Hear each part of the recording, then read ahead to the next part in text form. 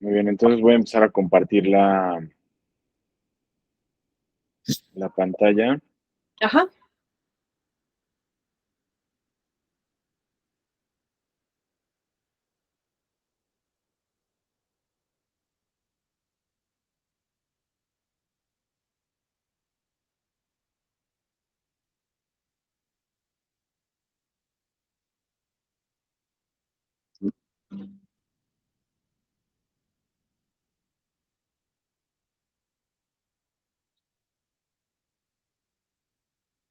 Listo, entonces esa es la parte en la que nos habíamos quedado la vez pasada. ¿Sí me escuchan bien todos?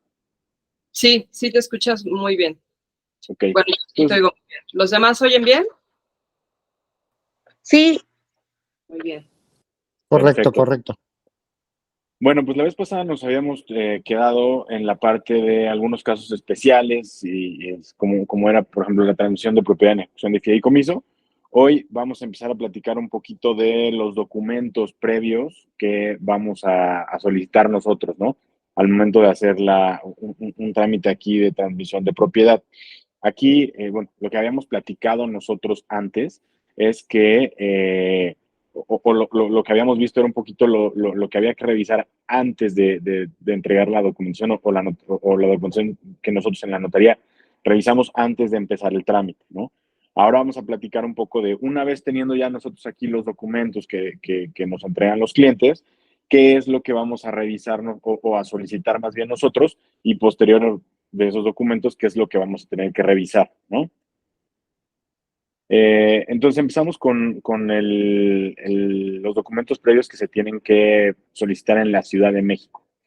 Aquí en la Ciudad de México, lo primero nosotros que pedimos es sobre cualquier inmueble, independientemente de cuál sea la situación, aunque todo esté o aparentemente esté en orden, en regla, nosotros siempre, siempre, siempre solicitamos una constancia de folios, ¿no? ¿Por qué? ¿Por qué la solicitamos? Me pueden decir por ahí, oye, pero si vas a pedir el certificado de libertad de grámenes, ¿para qué pedir esa constancia de folios? Les platico un poquito. ¿Qué es la constancia de folios? La constancia de folios es el historial que tiene el inmueble y que ha tenido a partir de la creación de su folio real, ¿no? Entonces, podemos ir nosotros, si no han visto alguna, nosotros podemos ir viendo cuáles han sido las transmisiones de propiedad que han habido, las diferentes gravámenes que puedan llegar a haber habido sobre un inmueble, las cancelaciones de esos gravámenes y asegurarnos que pues todo esto tenga una serie concatenada, ¿no? Que no haya ninguna interrupción, que no haya por ahí algún gravamen que a lo mejor en el certificado pensaron que estaba cancelado, pero en realidad no existe ninguna escritura que acredite esa cancelación, ¿no? Entonces, con eso nosotros podemos asegurarnos de manera total cuál es la historia que tenemos sobre este inmueble, ¿no? Entonces, por eso lo hacemos nosotros siempre. En todo caso, aquí la notaría como criterio es solicitar esta constancia de folios. La realidad es que esto no es un requisito que nos pida la ley, no, en ningún lado lo marca, pero nosotros y prácticamente todas las notarías solicitan este documento para poder asegurarse de exactamente cómo es la historia del inmueble, ¿no? Segundo, el segundo documento que vamos a solicitar es el certificado de libertad de gravámenes, ¿no? Este certificado de libertad de gravámenes, o CLG, como también lo pueden conocer, seguramente ustedes ya lo han oído, muchas veces lo han visto, les han dicho las notarías, y no, es que todavía no puedo firmar porque todavía no tengo mi CLG, ¿no? El CLG es, si no el más importante, de los documentos más importantes que nos pide una operación traslativa de dominio, ¿no? Que nosotros tenemos que tramitar para una operación traslativa de dominio. ¿Por qué es tan importante este certificado de libertad de gramo? ¿No? Primero, es un certificado cuyo fundamento se encuentra en el artículo 3016 del Código Civil de la Ciudad de México, ¿no? Este documento y este artículo es, si en algún momento tienen una oportunidad, échenle una leída, eh, tiene varias cosas interesantes y les puede ayudar mucho a entender mucho del funcionamiento de la notaría, ¿no? La realidad es que, y nosotros aquí cuando entran pasantes nuevos también les explicamos que este artículo marca muchas de las pautas o es el porqué de muchas de las reglas que hay en la notaría, ¿no? Este, es nos marca varios puntos. Los vamos a ir tocando poco a poco, ¿no? Primero, el certificado de libertad de bienes, como su nombre lo dice, lo que nos va a informar es si el inmueble sobre el cual estamos haciendo la operación tiene algún gravamen, ¿no? Eso es lo primerito. Vamos a ver si tiene algún gravamen vigente, ¿correcto? Segundo, nos ayuda también a ver el tema de la descripción del inmueble, es decir, que el nombre de la calle, el número, la superficie, las medidas y linderos del inmueble, todo coincida con lo que nosotros tenemos en nuestro título de propiedad, ¿correcto? Ese es como un segundo punto.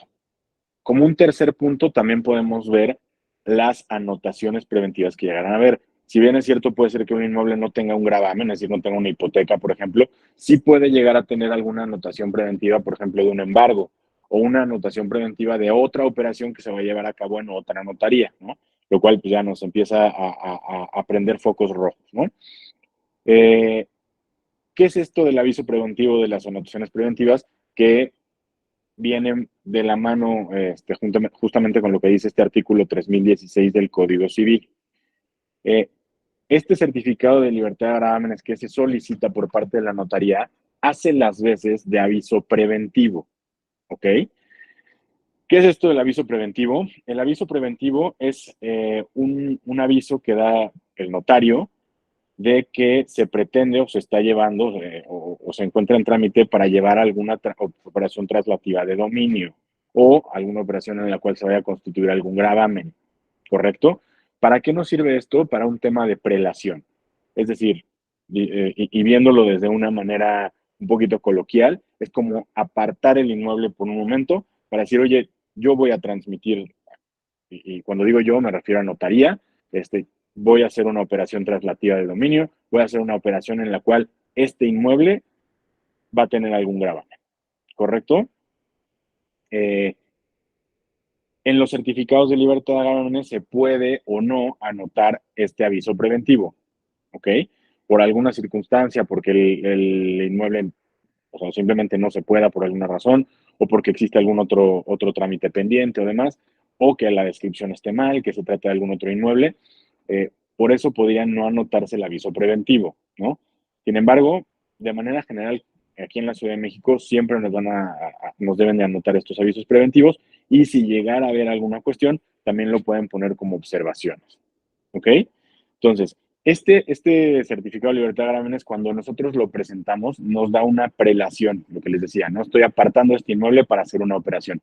Esta prelación o este tiempo, digamos, de apartado, es de 60 días en la Ciudad de México. ¿Okay? Tenemos 60 días a partir de la presentación de este aviso preventivo, que es la solicitud del certificado de libertad de gravámenes. A partir de ese día tenemos 60 días para dar el aviso de otorgamiento, es decir, para que se firme la escritura y yo como notario avise al registro público que ya se firmó esa operación, ¿correcto? Entonces tenemos ese plazo de 60 días. Ahora, si yo doy ese aviso de otorgamiento durante ese periodo de 60 días, entonces empieza a correr un segundo plazo que es de 90 días. A partir de la fecha de presentación del aviso de otorgamiento, empieza a correr un plazo nuevo que es de 90 días. Y esos 90 días son ¿para qué? Para que yo como notario prepare el testimonio, este, perdón, pague los impuestos, prepare el testimonio y entonces podemos mandar a inscribir en el registro público, ¿ok? Esos 90 días son los 90 días que yo tengo de prelación. Digamos, sigue apartado el inmueble para esa operación a la que yo voy a hacer, ¿correcto? Si yo por alguna razón no doy mi aviso de otorgamiento en el plazo de 60 días, que los había comentado antes, entonces yo pierdo la prelación. Si alguien más ingresa alguna otra operación en ese plazo, yo ya no tengo prelación. Si de igual manera yo doy mi aviso de otorgamiento en tiempo, pero el pago de impuestos y preparación del testimonio no lo hago yo en ese plazo de 90 días, de igual manera se pierde la prelación y se corre el grandísimo riesgo de que ingrese alguna otra operación. ¿Correcto? Una vez que se ingresa el testimonio, empieza el proceso de inscripción y esa prelación que tuvimos es, se extiende o empezaría a contar a partir de que se solicitó este certificado de libertad de gravámenes que hace las veces del aviso preventivo. ¿Correcto? No sé si me expliqué o se enredó un poquito. Si alguien tiene alguna duda respecto de este documento, porque sí es muy importante. Yo tengo una duda, Marco, de los anteriores, de lo de la constancia de folios. Ajá. No recuerdo haberlo escuchado, pero si tú no pides una constancia de folio, solamente el certificado de libertad de gravamen, ¿es probable que puedas encontrar un problema en el transcurso de la operación? No es probable, es posible que haya.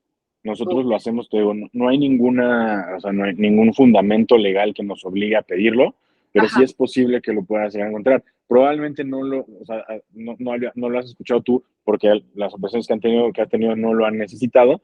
pero probablemente y seguramente la notaría sí es un documento que solicitan, ¿no? La gran mayoría de las notarías siempre lo solicitan para conocer el historial completo del inmueble. Ok, y entonces sí es como recomendable, incluso porque, bueno, esto que nos estás comentando tú es en Ciudad de México. Yo hago Correcto. muchas operaciones en Morelos. ¿Allá también se puede pedir esta constancia?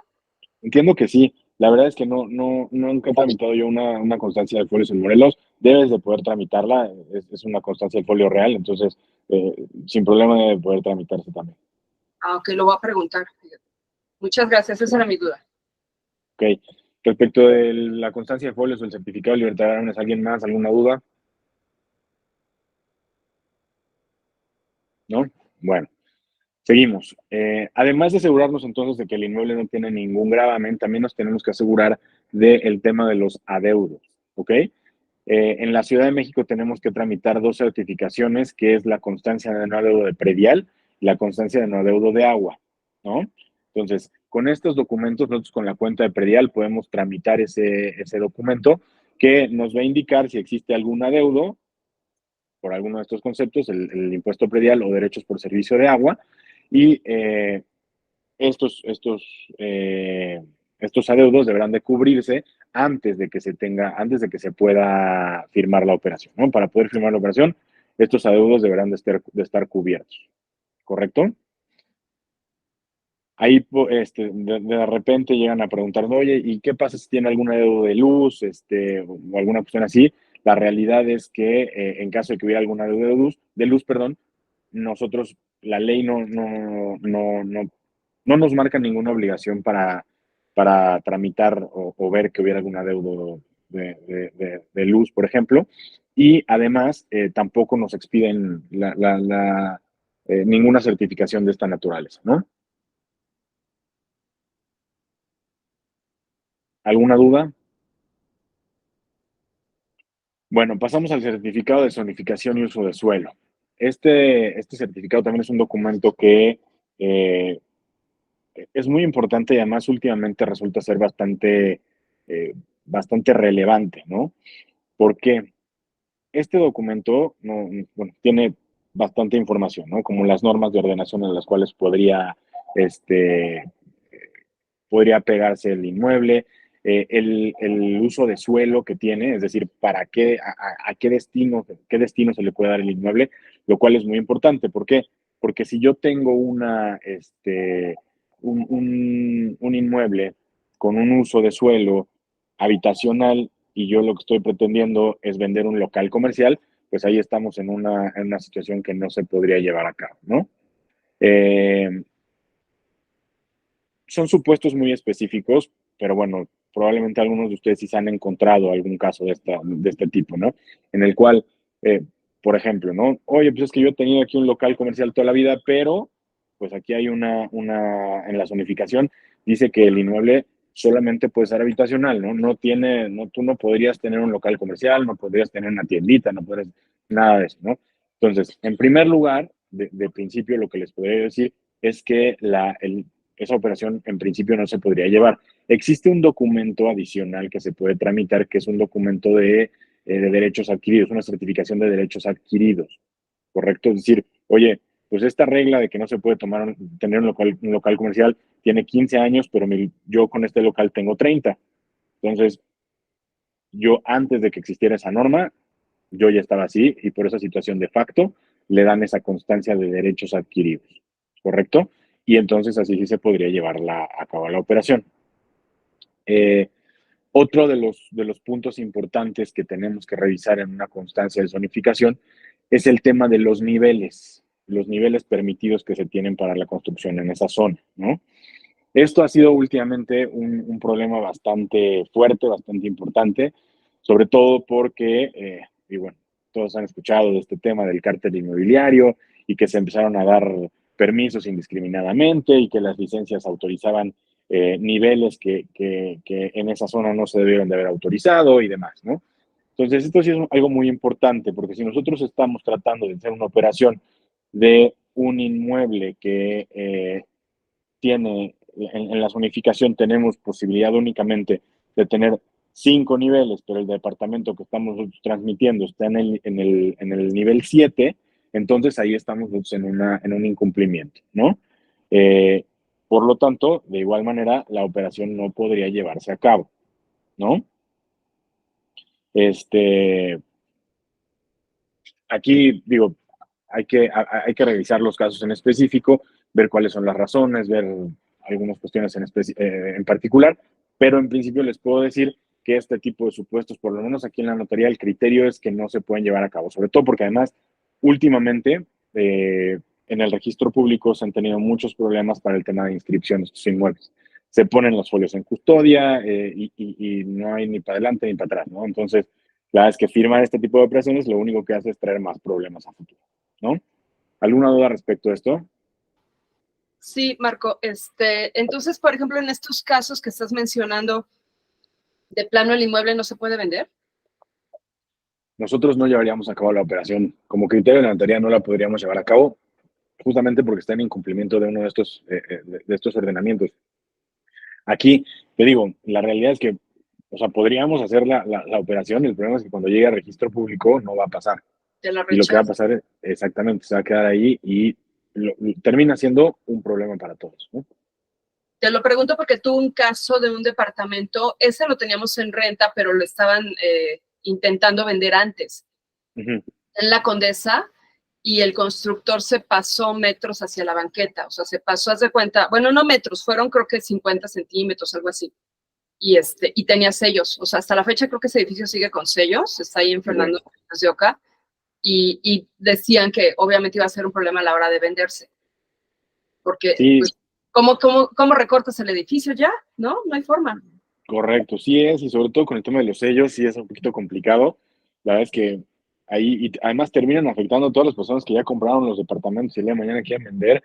Es un Claro, problema muy complejo, pero si no, terminas teniendo el problema tú, ¿no? Porque exacto. al momento en que tú haces la operación y Ajá. quieres inscribir en el registro público, cuando el comprador este, quiera que le dé su testimonio inscrito, pues no lo vas a poder entregar porque vas a tener un problema en registro que no te van a querer inscribir, ¿no?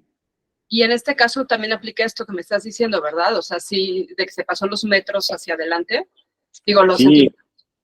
es correcto, sí. A ver, todo esto sucede, o sea, con cualquier incumplimiento que se haya tenido a las normas de construcción, a las Ajá. licencias, a la manifestación o a las normas que vienen en este certificado, sí, es correcto, en cualquier caso. Es muy especial este tema el tema de los niveles de construcción que son permitidos, porque Ajá. además te digo, ese fue el problema, ¿no? Que empezaron a decir, ay, bueno, pues que construyan 27 niveles, no pasa nada, y resulta que en la zonificación y esa área en específico, o esa zona en específico, no podría tener ese número de, de De nivel. niveles. Por lo tanto, eso lo que indica es que al momento de tramitar ese permiso, pues hubo ahí alguna irregularidad, ¿no? Claro. Y, por ejemplo, nosotros como asesores, ¿cómo podemos checar esto, Marco? No tienen manera de checarlo ustedes, a menos de que tramitaran ustedes la zonificación. Pero esto sí es algo que se revisa una vez estando en la notaría. Ah, ok, Digo, ok. ustedes también pueden tramitarla y eso es un documento que se puede tramitar en la CEDUBI sin ningún problema, pero, pues bueno, normalmente si eso es un tema, que salta ya están en la notaría. También pues hay que entender y tener en cuenta esa parte, ¿no? Ustedes como asesores tampoco tienen la obligación de revisar esa parte. No Claro, es algo, vamos, la responsabilidad digamos, el due diligence que tienen ustedes es antes de estos documentos previos. Estos documentos previos son documentos que nosotros tramitamos y que, pues, es la notaría quien tiene la obligación de revisar y detectar en caso de que haya algún problema. Ustedes ya no. Ahora, si lo hacen, pues bueno, también es ir un poquito más allá, ¿no? claro, ok, gracias. ¿Alguna otra duda? Muy bien. Continuamos entonces con el avalúo para efectos fiscales. El avalúo para efectos fiscales también es un documento muy relevante porque nos va a servir para varios efectos. Primero, nos va a servir para determinar algunas cantidades, ¿no? Nosotros en una cotización de gastos notariales vamos a encontrar diferentes rubros. Es el impuesto, o sea, los impuestos, los derechos de inscripción en el registro público de la propiedad, las erogaciones y los honorarios del notario. ¿Ok? Todos estos rubros los vamos a calcular con base en diferentes valores, ¿no? Normalmente es el valor catastral, que casi siempre es el valor más bajo. Segundo, el valor de la operación, es decir, el valor de la compraventa. Y tercero, el valor de un avalúo para efectos fiscales, ¿ok? Entonces, es muy importante porque el valor del avalúo para efectos fiscales nos puede servir como base gravable para el impuesto, para los derechos de inscripción en el registro público y nos puede también servir como base para los honorarios del notario, ¿correcto? Todo esto pues con base en lo que dice la ley y el arancel del Colegio de Notarios que se tienen que tomar como valores para la base gravable, ¿correcto?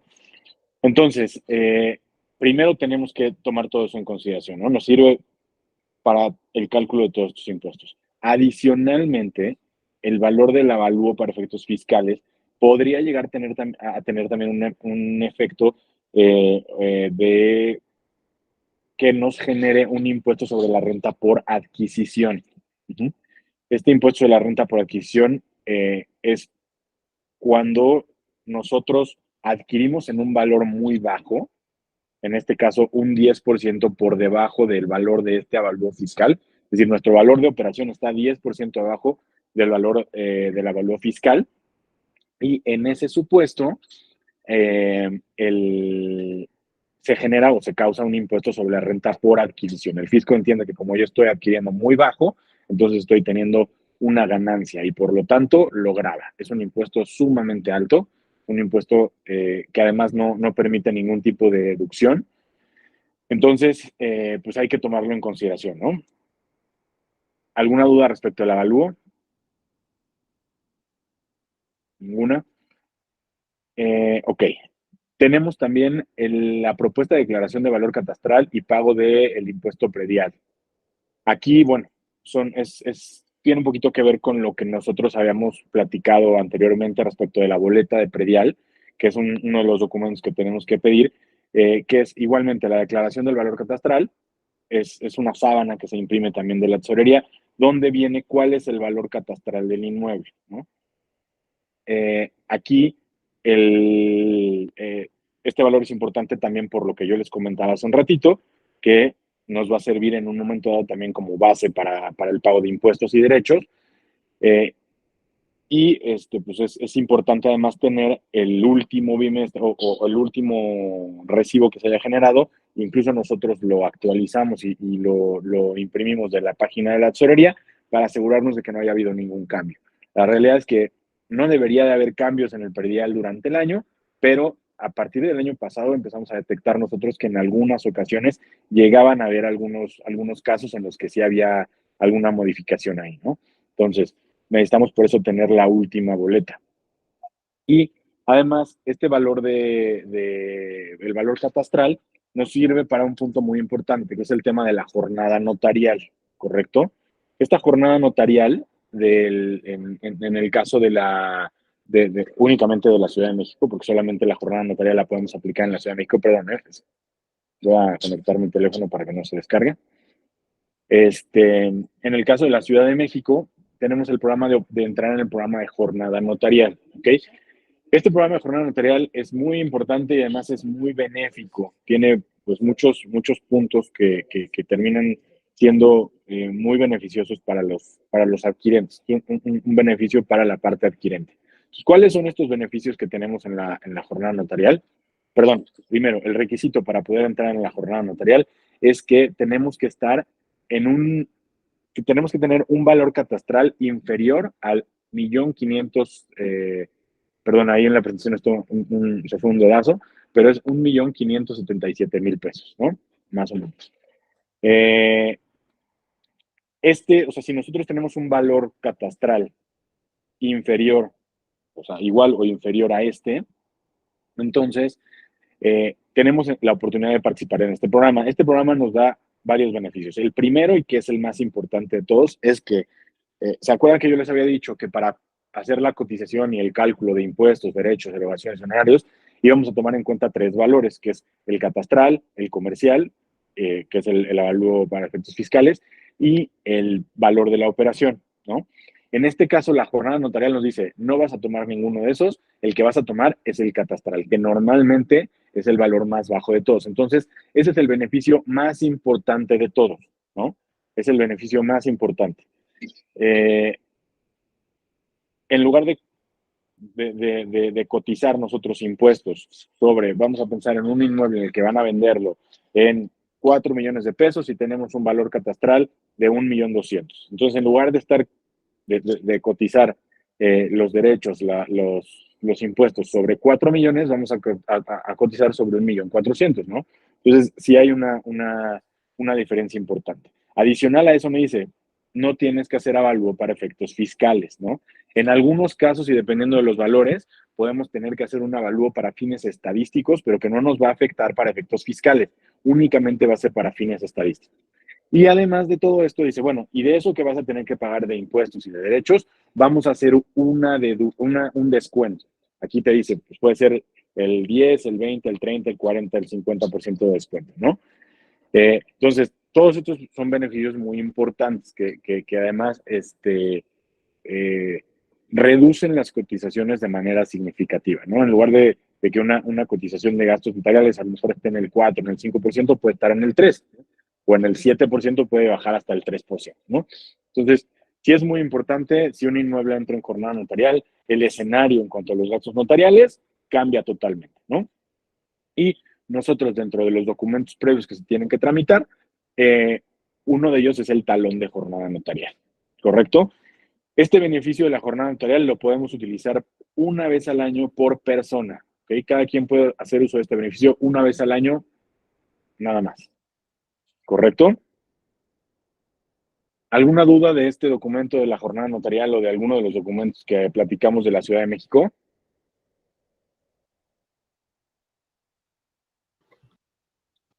Todo claro, Marco. Perfecto. Bueno, platicamos un poquito de los documentos del Estado de México. En el Estado de México no hay, desafortunadamente, jornada notarial, no existe este beneficio. Y también, además, existen algunos otros documentos que tenemos que tramitar adicionales a los que habíamos platicado. Algunos que son diferentes y algunos adicionales, ¿no? Por ejemplo, el certificado de libertad de gravámenes es prácticamente igual, funciona, el mecanismo es muy similar, ¿no? Porque hace las veces de un aviso preventivo y demás. La diferencia aquí es que la vigencia de nuestro certificado de libertad de gravámenes, ese aviso preventivo, perdón, tiene una vigencia de 180 días en lugar de 60. Entonces tenemos un plazo un poquito más amplio para poder dar ese aviso de otorgamiento, ¿correcto? Además, se tiene que hacer un trámite de una certificación de clave y valor catastral. Este documento es un poco similar a la propuesta de declaración de valor catastral que les comentaba, ¿no? Nos ayuda justamente para ver que el inmueble pertenezca a la persona que pertenece, que se hicieron los cambios del propietario en su momento. Nos ayuda a ver el número de la cuenta de predial, que es el correcto, con la descripción del inmueble, y además nos va a dar el valor catastral del inmueble, ¿no? Que, como les comentaba, también es importante porque, igual que en la Ciudad de México, para cálculo de impuestos y derechos, puede llegar a ser nuestra base gravable, ¿no? De igual forma, el valor catastral normalmente es más bajo, aunque sí es un poquito más parejo normalmente en el Estado de México, es decir, la brecha entre el valor catastral y el valor comercial o el valor de operación, normalmente sí son un poquito menos, la diferencia es un poquito menor que en la Ciudad de México. En la Ciudad de México hay una diferencia un poquito más importante, ¿no? Eh, Adicional a eso, bueno, se tramita también la certificación de no adeudo de predial, la certificación de no adeudo de agua, y en el Estado de México se tramita una certificación de no adeudo de aportaciones de mejoras. ¿Ok? Eh, por último, bueno, en cualquier caso, y sin importar si es Ciudad de México o Estado de México, se tiene que tramitar también, en caso de que quien adquiera el inmueble sea una persona que no sea mexicana, que sea un extranjero, se tiene que tramitar el permiso de la Secretaría de Relaciones Exteriores. ¿Ok? ¿Hay alguna duda respecto a los documentos previos? ¿Qué es el certificado de no adeudo de mejoras, Marco?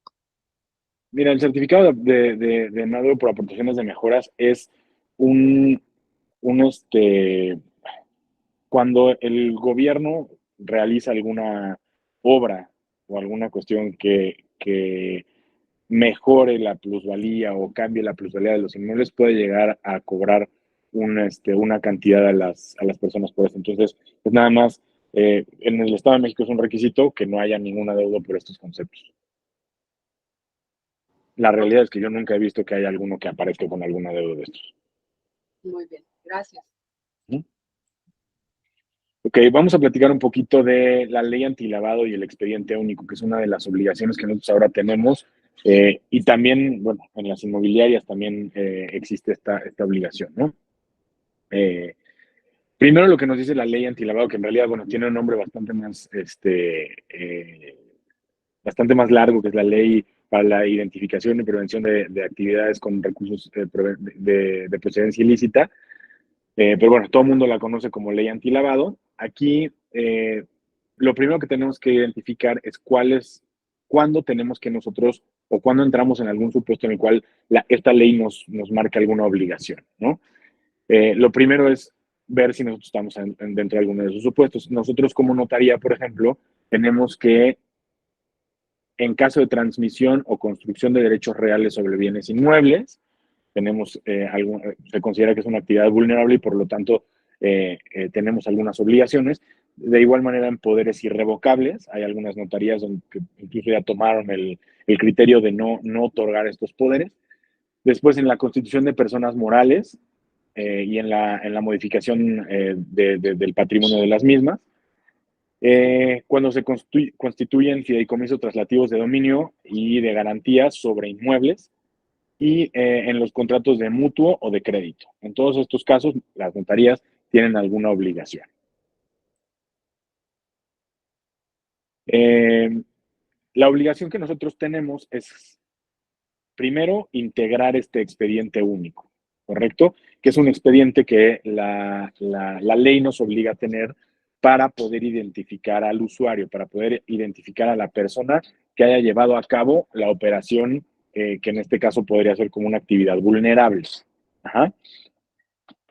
¿Qué es lo que nosotros tenemos que recolectar o qué documentos tenemos que pedir para poder integrar este expediente único? El primero de ellos son cuestionarios que vienen con información y datos generales, como puede ser el nombre, el domicilio, ocupación, correo electrónico, identificación. Vienen varios requisitos, seguramente ustedes ya han visto algunos. Ese cuestionario es lo primero que nosotros tenemos que tener, ¿no? Lo segundo, necesitamos copia de algunos documentos, ¿no? Necesitamos copia de los pagos que se hayan realizado para cubrir la operación, es decir, el pago del precio, cómo se realizó, se tiene que acreditar cuáles son los pagos que se hayan realizado por transferencia, por cheque, y si hubo algún pago en efectivo que no rebase la cantidad que nos permite la ley para hacer pagos en efectivo. ¿Correcto? Eh, nosotros, además de eso, bueno, tenemos que tener copia de la identificación en este expediente único, tenemos que tener copia del comprobante de domicilio, ¿no? Esos son los documentos que lo integran.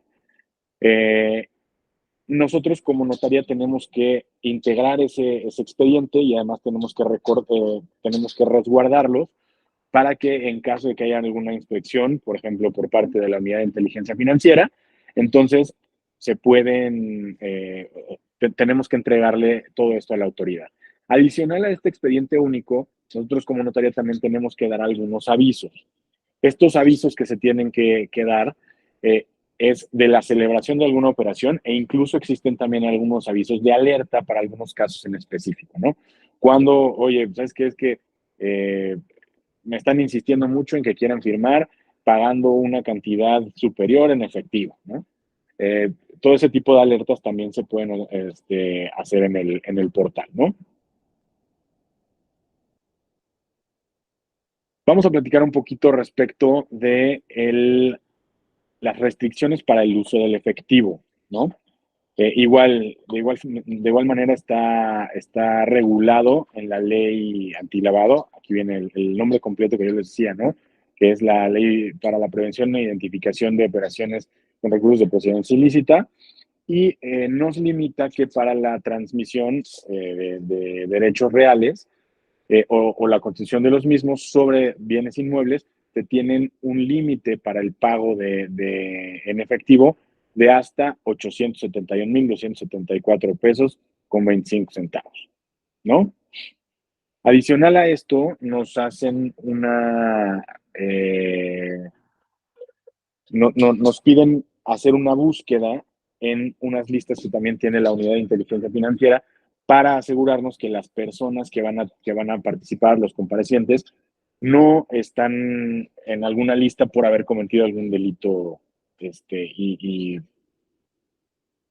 actos terroristas o alguna de estas cuestiones, pueden llegar a aparecer ahí, ¿no? Estas búsquedas normalmente se hacen en el momento que se abre el expediente, y eso nos debe reflejar ahí, ¿no? Y posteriormente, un poquito antes de la firma, se vuelven a hacer esas búsquedas nada más para asegurarnos de que no haya ninguna alerta ahí de las personas que vayan a celebrar la operación, ¿correcto? ¿Alguna duda del tema de la ley antilavado? El tema del uso de efectivo. Esto sí es a nivel nacional, ¿verdad? Lo de Correcto. la restricción de efectivo y todo eso. Sí, es correcto. Es una ley federal. Ok, gracias. Uh-huh. Bueno, vamos a platicar ahorita un poquito entonces del impuesto sobre la renta, ¿no? Aquí, lo primero que hay que hacer, y lo más importante de todo, es distinguir el impuesto sobre la renta por adquisición y el impuesto sobre la renta por enajenación, ¿no? Hay dos impuestos sobre la renta y en este caso, y únicamente, bueno, aclarar, no estamos hablando del impuesto sobre la renta, no el que nos cobran por el ingreso que tenemos al tener nuestro sueldo, nuestro salario o algún pago, sino es únicamente por lo que se refiere al impuesto sobre la renta que se genera al momento de transmitir un bien inmueble, ¿no? Este impuesto sobre la renta se le puede generar al, eh, al comprador o al vendedor, al enajenante o al adquirente. El que se causa prácticamente en todas las operaciones, aunque tiene algunas cuestiones importantes, es el del enajenante, ¿no? El enajenante persona física, es decir, ¿qué es esto del impuesto sobre la renta por enajenación? Yo voy a vender un inmueble y por lo tanto, al vender ese inmueble yo voy a tener un ingreso, ¿correcto? Ese ingreso no significa que digamos, yo estoy vendiendo un inmueble en 5 millones de pesos, no significa forzosamente que esos 5 millones de pesos son los que me van a gravar, ¿no? Hay que tener algunas consideraciones y ahorita veremos cómo se calcula este impuesto. Pero, en principio, yo lo que voy a tener es un ingreso. Ahora, ¿qué opciones tengo yo para este cálculo de este impuesto, no? Primero, es que las personas físicas tenemos derecho a exentar este impuesto sobre la renta por enajenación una vez cada 3 años, ¿correcto? Sí cumplimos con algunos requisitos. El primero es que nosotros tenemos derecho a exentar hasta 700,000 UDIs, que son más o menos como 5,5 millones, 5,6 millones pesos, ¿no? Aquí hay un punto muy importante. ¿Qué pasa si mi inmueble vale 7 millones? ¿Ya no puedo hacer yo uso de este beneficio? No, sí tengo derecho yo y sí puedo usar yo este beneficio. No significa que estemos limitados a que el valor de operación sea inferior a ese. Lo que significa es que no solamente vamos más bien que solamente vamos a poder exentar hasta esa cantidad, es decir, yo voy a exentar hasta 5.664.507 pesos con 10 centavos, pero me van a tener que hacer un cálculo por ese excedente, es decir, por el otro millón y tantos, millón 300.000 pesos, ¿no? Para llegar a los 7 millones, ¿correcto? Eh, de esa manera, bueno, nosotros podemos exentar hasta esa cantidad. Segundo requisito, tenemos que contar con los comprobantes fiscales que nos marca la ley del impuesto de la renta. Lo platicábamos un poquito la sesión pasada, que, bueno, los documentos con los cuales nosotros podemos acreditar que el inmueble es nuestra casa habitación, con este comprobante de domicilio, es la credencial para votar, el comprobante de pago de luz o de alguna telefonía fija, eh, que, bueno, platicábamos que esto tenía que ser forzosamente un comprobante fiscal digital. Y el otro, que puede ser algún estado de cuenta de alguna institución del sistema financiero o alguna tienda departamental o una casa comercial. ¿Correcto? Y por último, bueno, ya hemos platicado que este beneficio lo podemos utilizar una vez cada 3 años nada más y que la superficie de las construcciones, perdón, del terreno no exceda 3 veces el área de desplante de las construcciones. ¿Correcto? En caso de que no tengamos nosotros la posibilidad de exentar este impuesto porque no cumplimos con algunos de estos requisitos o que no sea nuestra casa habitación o cualquier circunstancia, entonces vamos a tener que hacer el pago de este impuesto.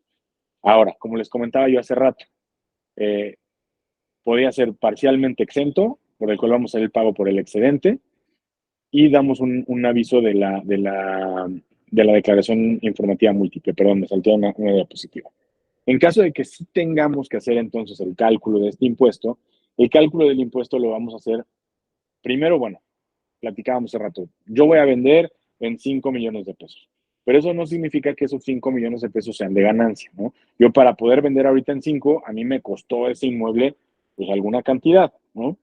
¿Cuánto me costó a mí tener ese inmueble? Puede ser pues, lo primero y el primer gasto que vamos a tener o primer deducción posible que vamos a tener es el costo comprobado de adquisición, ¿no? Habíamos platicado también un poquito de este costo comprobado de adquisición la sesión pasada, porque pues es el primer deducible que vamos a aplicar a nuestro impuesto sobre la renta, ¿no? al ingreso que estamos teniendo. ¿Cuánto me costó a mí comprar el inmueble? Adicional a eso, bueno, y también aquí hacer mención de lo que platicábamos igual la sesión pasada, respecto de que se tiene que expedir el complemento de pago desde 2014, se tiene que expedir el complemento de pago para que el notario haga válido o tome como bueno este costo comprobado de adquisición. Ya no es suficiente con la escritura, si es una escritura posterior al 2014, ¿sí? Entonces, ese es lo primero, ¿no? Segundo, ¿cuáles son las mejoras que yo he realizado al inmueble? Yo he hecho algún tipo de mejoras al inmueble.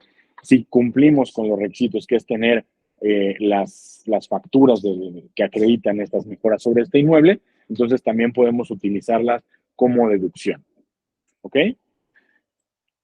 ¿Alguna duda respecto al cálculo del impuesto de la renta? Digo, estamos viéndolo de una manera muy somera porque sí es un cálculo un poquito complejo, ¿no? Los valores que se tienen del costo de compraventa de las mejoras, se tienen que actualizar conforme al índice nacional de precios al consumidor, y se tienen que aplicar en una tabla que es de manera progresiva. Entonces es un poquito más complejo el cálculo, pero bueno, de manera general, esto es como funciona el impuesto, ¿no?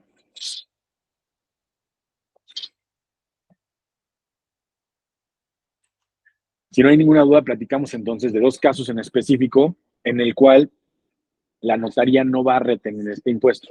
En caso de persona física que no tiene actividad empresarial, el obligado de hacer la retención y el entero del impuesto es el notario. En estos dos casos en específico, que puede ser cuando el enajenante es una persona física con actividad empresarial y también cuando el enajenante se trata de una persona moral, El notario en esos dos casos no tiene la obligación de retener el impuesto, sino que va a ser la persona física con actividad empresarial o directamente la persona moral quien se haga bolas con el SAT, ¿no? Por decirlo de alguna manera un poquito coloquial. Ellos van a tener que hacer el pago de su propio impuesto conforme a las declaraciones que presentan y listo, ¿no? Ahora, ¿cómo acreditamos o cómo tenemos que acreditar que una persona es persona física con actividad empresarial? Se tiene que acreditar con la constancia de situación fiscal que así lo indique.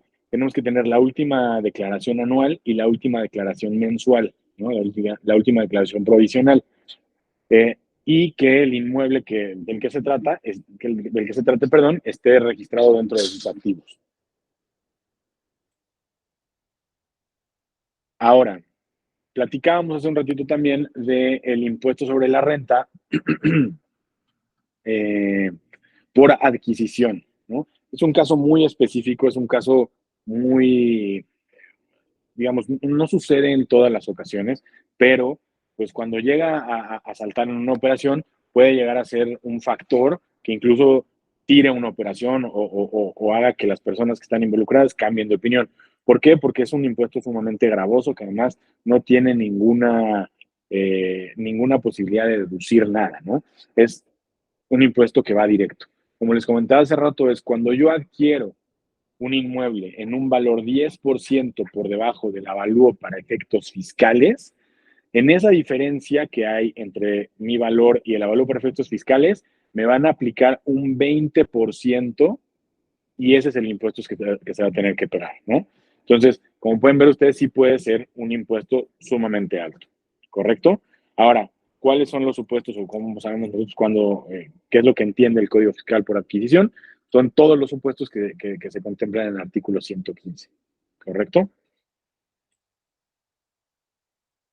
Ahora, vamos a platicar un poquito sobre el impuesto sobre adquisición de inmuebles. Como les platicaba hace rato, entre los gastos notariales, una cotización de gastos notariales, tenemos nosotros impuestos. Y el impuesto al que nos referimos también en todas las ocasiones es el impuesto sobre adquisición de inmuebles o impuesto por traslado de dominio, ¿no? ISAI, ISABI, traslado, ¿no? Le pueden llamar de todas estas maneras, ¿no?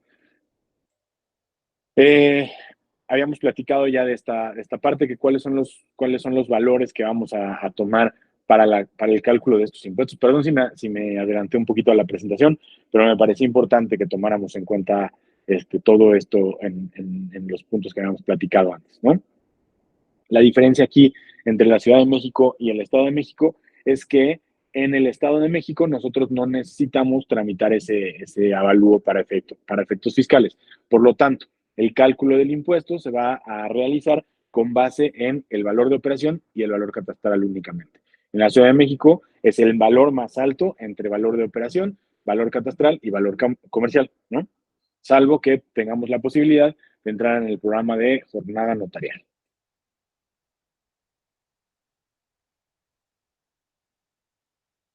Y bueno, con esto sería la presentación. No sé si tengan alguna duda. Marco, yo te quiero preguntar algo. Claro. Para una operación, digo, te lo pregunto porque nos estás dando información de Ciudad de México y de Estado de México. Si yo estoy vendiendo una casa en el Estado de México, ¿puedo hacer el trámite en una notaría de la Ciudad de México y viceversa? Sí, sin ningún problema.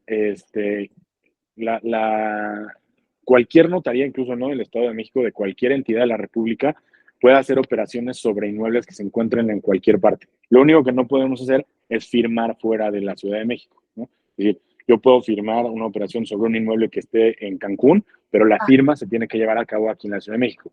Si hay una prohibición expresa en la cual nosotros no podemos sacar los folios, y tampoco ningún notario foráneo puede meter al territorio de la Ciudad de México, puede meter folios de otra entidad, ¿no? Ok. Y por ejemplo, por decirte, si yo quisiera hacer una operación de una venta en Morelos, aquí en la Ciudad de México, en la notaría de ustedes, ¿se puede hacer y qué reglas se aplican? O sea, las reglas son las mismas. Nosotros tenemos que tramitar los mismos documentos que se tienen que tramitar si lo hicieras en una notaría de Morelos. aquí, mira, lo que sí te puedo hacer, y a nosotros nos gusta ser muy transparentes y muy sinceros en ese tema, es, por ejemplo, si tú me traes aquí una operación de un inmueble que está en Zacatecas, lo más probable es que sea que a los clientes les convenga firmarla en Zacatecas, ¿no? ¿Por Claro, qué? Porque yo voy a tener que mandar, así como los documentos que tiene que tramitar el notario de Zacatecas, yo voy a tener que mandar un gestor también que vaya a Zacatecas y tramite esos documentos allá, ¿no? Eso pues implica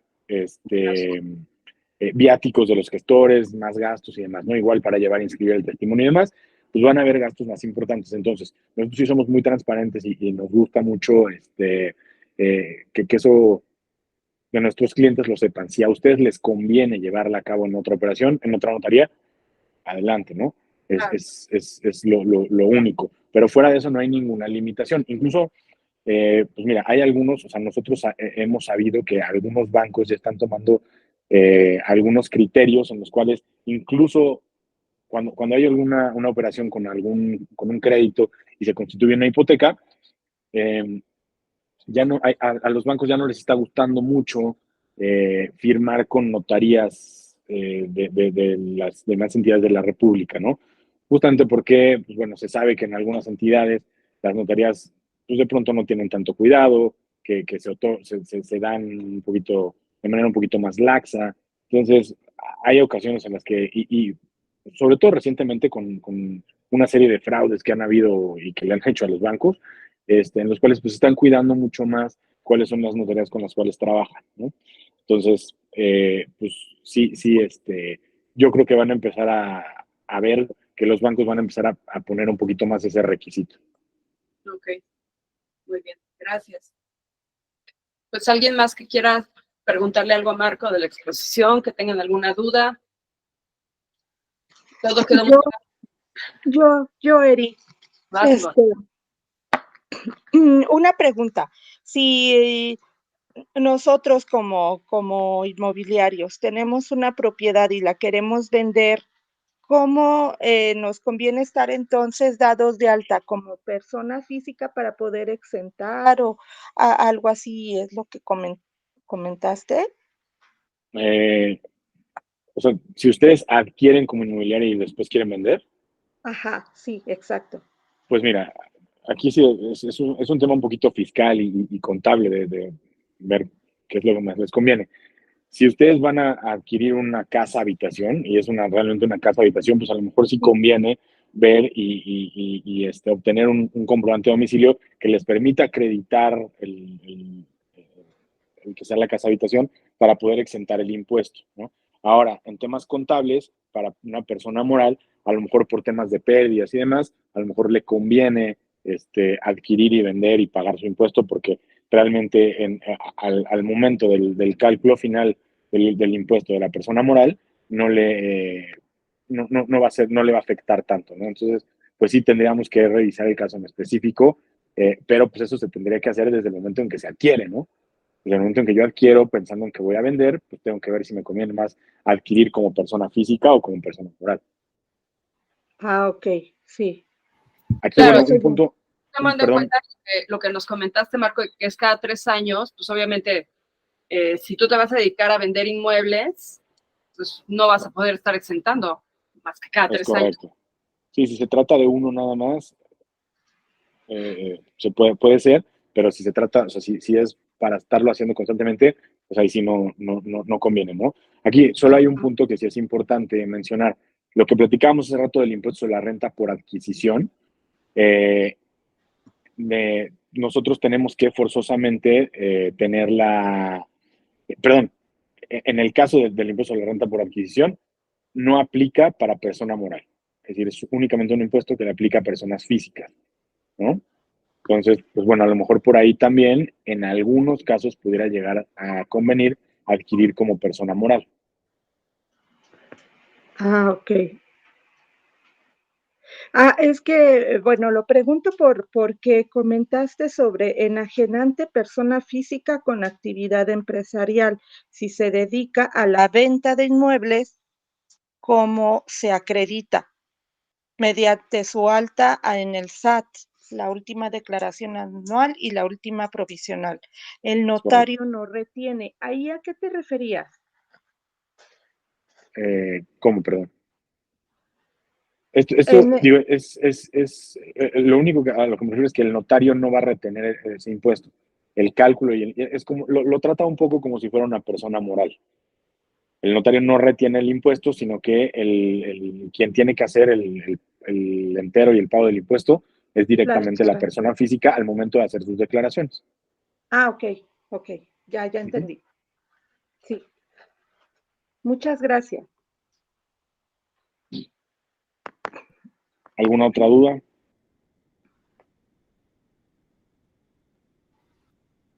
¿Nadie más tiene dudas acerca del tema? No, todo bien, gracias. Perfecto. Pues todo quedó muy claro, Marco. Ya con esto se terminó el tema, ¿no? Correcto, sí, pues bueno, sobre todo agradecerles a ustedes la oportunidad para poder tener esta plática. Creo que es muy valioso este intercambio de información, saber también ustedes qué son los temas que les inquietan, qué son los temas que les gustaría saber más. Igual, si en algún futuro tienen algún otro tema, alguna cosa que quieran revisar, con mucho gusto igual podemos preparar algo. De igual manera, pues ponerme a sus órdenes para lo que ustedes necesiten.